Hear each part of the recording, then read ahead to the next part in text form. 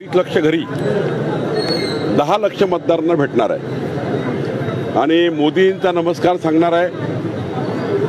विकसित भारताच्या संकल्पाला जनतेने साथ द्यावी अशी विनंती आम्ही जनतेला करतो आहे आणि मला या गोष्टीचा आनंद आहे की पुणे शहरामध्ये जो प्रतिसाद मिळतो आहे प्रत्येक घरून फार मोठा प्रतिसाद मिळतो आहे।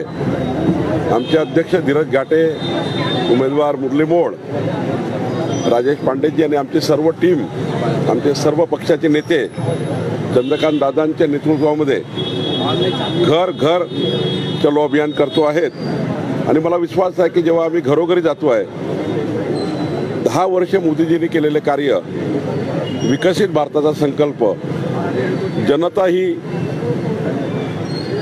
कमळ चिन्हाचं बटन दाबून तिसऱ्यांदा मोदीजींना प्रधानमंत्री करण्याकरता मत देतील। हर घर अभियानामध्ये जे घरातून बाहेर गेले होते ते परत घरात पण येत आहेत, जसं की एकनाथ खडसे काल घर वापसी होईल स्वतः म्हणाले बोला शाम को घर लौटा, असं क्या ख्याल है? नाही, केंद्रीय समिती जी आमची आहे जी पक्षप्रवेशाचा विचार करतं, राज्याची समिती आहे जी पक्षप्रवेशाबद्दल विचार करतं, काही प्रस्ताव आले तर त्याबद्दलचा विचार राज्य आणि केंद्रीय समिती करेल आणि मग निर्णय होईल।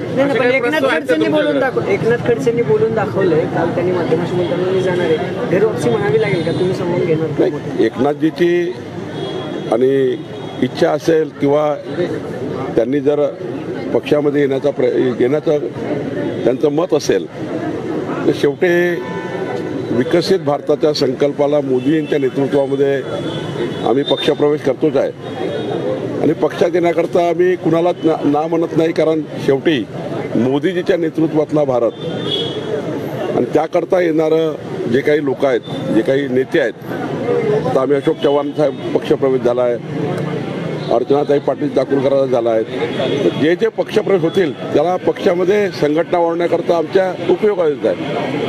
नाही, खडसे स्वतः येत आहेत पण त्यांची मुलगी येत नाहीये, सून ऑलरेडी तुमच्याकडे तिकीट दिलेलं आहे तुम्ही, हे मग हे तारेवरची कसरत कशी करणार? मी आत्ताच वारंवार सांगतो आहे की केंद्रीय आमची समिती, राज्याची समितीचा विचार करेल, शेवटी निर्णय संपूर्णच करावे लागतील, तुटक निर्णय होणार नाही।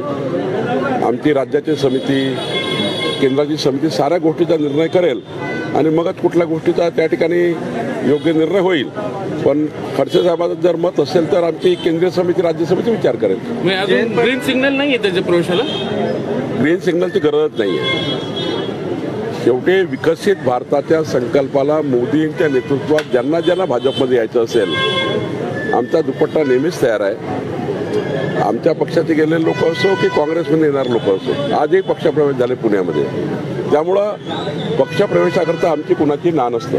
नाही, पण त्यांचे अमित शहा सोबतचे, नड्डाजींसोबतचे फोटो आलेत दिल्लीत भेटलेले 15 दिवसापूर्वी, मग आता काय समिती विचार करणार आहे? असं आहे, नड्डाजी, अमितभाई सर्वांनाच भेटतात, आम्ही रोज भेटतो, त्यामुळे काही वाद नाही आहे कुठला, पण शेवटी एक निर्णय प्रक्रिया आहे, त्या निर्णय प्रक्रियेत जावं लागतं। फडणवीसांचा विरोध आहे का काही? कोणाचा विरोध नाही, बाहेर गेले असं बोललं। देवेंद्र याचा विरोध नाही, देवेंद्रजी कधीही खडसे साहेबांच्या विरुद्ध नाही, उलट खडसे साहेबांना सर्वात जास्त, मी साक्षी आहे, खडसे साहेबांना सर्वात जास्त मानाचं स्थान, हृदयातलं स्थान देवेंद्रजींनी पहिल्यापासून दिलं आहे। खडसे जे आमचे नेते होते त्या काळातही त्यांनी देवेंद्रजींना पूर्ण त्या ठिकाणी सहकार्य केलं आणि देवेंद्रजी मुख्यमंत्री झाल्यानंतर आणि आजही त्यांच्या मनातला खडसे साहेबांचा सन्मान हा कधीच कमी झाला नाही।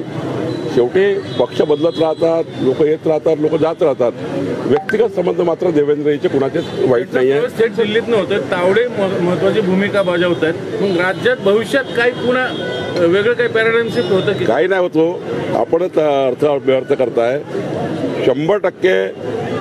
शेवटी मी सांगितलं की आमच्या समित्या आहेत, त्या समित्या निर्णय करतं आणि त्यामुळे याचा काही चिंता करायची गरज नाही। अजून अंतिम निर्णय झालेला नाही खडसे प्रवेशावर, हे मी पुन्हा एकदा तुमच्याकडनं, तुम्ही वारंवार चुकीचं सांगताय, मी वारंवार तुम्हाला हेच सांगतोय की आमची केंद्रीय प्रवेशाची समिती, राज्य प्रवेशाची समिती या सर्व गोष्टीचा निर्णय करतात। सामनामध्ये एक अग्रलेख आलाय सर, अशोक चव्हाणांच्या बद्दल आहे म्हणून तो प्रश्न, त्यांनी असं लिहिले अग्रलेखांनी संजय राऊतांनी की दिल्लीत खरगे, सोनिया गांधी, राहुल गांधी यांच्या पाया पडले, रडले की भाजपला सांगितले की तुम्ही आमच्याकडे नाही आला तर तुम्हाला तुरुंगात जावं लागेल. कितपत खरं आहे हे? सामनाचे अग्रलेख आजकाल कोणीच वाचत नाही. सर, महायुतीच्या जागा वाटपाचं काय महायुतीच्या जागा आता म्हणजे जवळपास जे काही आमचं चर्चा सुरू आहे अर्ध्या तासामध्ये निर्णय होईल इतकं अंतिम झाला आहे. आज अर्धा तास केव्हा आम्ही जेव्हा बसू आमच्या सर्वांचं एकमत झालं आहे, एक बैठक होईल आणि अंतिम होईल.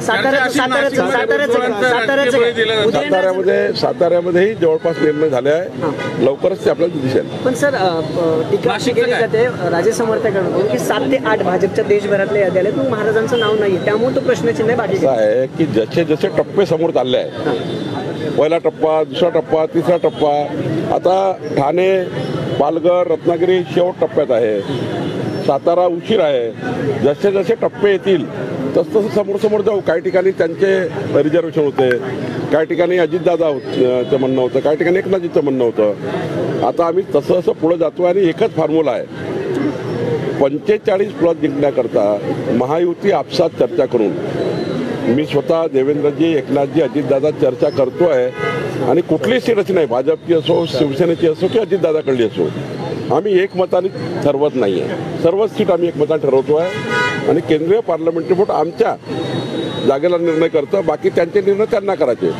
पण जिंकण्याकरता जे जे काही करावं लागेल ते आम्ही करतो आहे. शिवसेनेची काल पक्षांतर्गत बैठक झाली आमदारांची, मंत्र्यांची, एकदम प्रचंड म्हणजे त्यामध्ये रोष व्यक्त केला गेले. आपल्या जागा काढून घेतल्या जातात, आपले तिकीट कापलं जाते, आता मागं घ्यायचे नाही, आक्रमक राहायचंय, नेमकं काय? मी तुम्हाला वारंवार सांगतो की एकनाथजी सोबत 13 खासदार आले, 13पेक्षा जास्त सीट लढतात आहे, कुठेही एकनाथजी अन्याय होत नाही आहे. अजितदादा 42 आमदार त्यांच्याकडे आहे, त्यांच्याकडे 6 सीट जवळपास जात आहे, 6 सीट ज्या काही होतील, पण त्यांचा मान सन्मानच राहील अशी भाजपाची भूमिका आहे.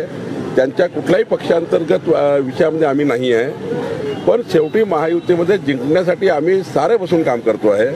कोणी कोणावर अतिक्रमण करत नाही. आमच्या इकडल्या 4 सीट बदलल्या आहे, याचा अर्थ एकनाथ शिंदेनी बदलल्या आहेत, त्यांच्याकडे आम्ही बदलल्या आहेत असं नाही आहे. आपसात बसून महायुती जिंकण्याकरता त्यांचं आमचं सजेशन मात्र घेणे हे आम्ही महायुतीमध्ये अभिप्रेत आहे. आम्ही 13ही पक्षाला सोबत देतो आहे. प्रदेशाध्यक्ष जळगावचा एक निर्णय, जर खडसे आले तर महाजन वर्सेस खडसे हा वाद आता नवीन नाहीये. आता तर राष्ट्रवादीत गेल्यावर अधिक वाद झाला, तो वाद पुन्हा उफाळेल, भाजपला फटका बसेल या वादाचा. पक्षामध्ये कुणी आल्यानंतर एक परिवार असतो, नंतर परिवारात कुठलं भांडणं होत नाही. जयंत पाटील म्हणले की त्यांना खूप त्रास होत होता पक्षामध्ये असताना, भाजपकडनं अनेकदा त्रास दिला गेला होता, मात्र आता पुन्हा एकदा पक्षप्रवेश करत. जयंत पाटलाच्या पक्षामध्ये एवढे वाद झाले आहे की राष्ट्रवादी 2 भागात तुटलेली आहे. बारामतीचा एक प्रश्न आहे, विजय शिवतारे अपक्ष लढण्यावर ठाम होते, आम्ही शेवटपर्यंत त्यांचे प्रचार दौरे केले, 5 लाख मतं, पण असं काय भाजपना किंवा फडणवीसांनी टॉनिक दिले की त्यांनी माघार घेतली? देवेंद्रजी, एकनाथजी, अजितदादा तिघांनी मिळून शेवटी एखाद्या कार्यकर्त्याच्या मनात काही कन्फ्युजन निर्माण झालं असेल, ते कन्फ्युजन काढणे आमची जबाबदारी असतं. शेवटी सर्वांना सोबत घेणं ही महायुतीची जबाबदारी आहे. प्रत्येक कार्यकर्त्याला, प्रत्येक नेत्याला वलय आहे आणि शिवतारे सुद्धा एक जबाबदार नेते आहेत, त्यांना सोबत घेणं हे महायुतीचं काम आहे. सागर बंगल्यावरील तक्रार निवारण केंद्रावरचा लोड कधी कमी होणार? नाही, असं काही लोड वगैरे नाही आहे. देवेंद्रजी मुख्यमंत्री होते 5 वर्ष राज्याचे, त्यांचे सर्वांचे संबंध आहेत. एक राज्याचे अष्टपैलू कर्तृत्वाचा धनी नेता म्हणून देवेंद्रजीकडे पाहिलं जातं. अष्टपैलू कर्तृत्व त्यांचं आहे म्हणून त्यांना मान आहे. एकनाथजी आणि अजितदादा बसतात आणि गैरसमज दूर करतात. काही लोकांचे भाजपचेही गैरसमज असतात, ते अजितदादा कधी कधी समजावतात, काही ठिकाणी एकनाथजी समजवतो, काही ठिकाणी आम्ही समजवतो. शेवटी महायुती आहे. सर, वंचितचा एक प्रश्न आहे, सगळ्या जागा वाटप झालं, सगळं झालं, ऐन टायमाला असं काय महाविकास आघाडीत झालं असावं की त्यांना प्रेस घेऊन स्वतःची उमेदवार डिक्लेअर करावे लागले? काँग्रेस पार्टी ही नेहमी डॉक्टर बाबासाहेब आंबेडकरांच्या पासून जर विचार केला तर काँग्रेस पार्टी नेहमी आंबेडकर विरोधी राहिलेली आहे. भंडारा आणि मुंबईमध्ये डॉक्टर बाबासाहेब आंबेडकरांना हरवण्याचं पाप काँग्रेसने केलं आहे आणि प्रकाश आंबेडकरजींना राजकारणामध्ये स्तरीयता येऊ नये, प्रकाश आंबेडकरजी एस्टॅब्लिश होऊ नये याकरता काँग्रेसचा नेहमी प्रयत्न राहतो. काँग्रेस हा विचार करतं की प्रकाश आंबेडकरजी जर त्या ठिकाणी एस्टॅब्लिश झाले तर आम्हाला थ्रेट होईल, शेवटी प्रकाश आंबेडकरजीला मानणारा एक वर्ग आहे. काँग्रेसला वाटतं की प्रकाश आंबेडकरजी मोठे झाले तर आमच्यापासून हा वर्ग दूर जाईल आणि त्यामुळे काँग्रेस पार्टी नेहमी आंबेडकर परिवारावर अन्याय करतो.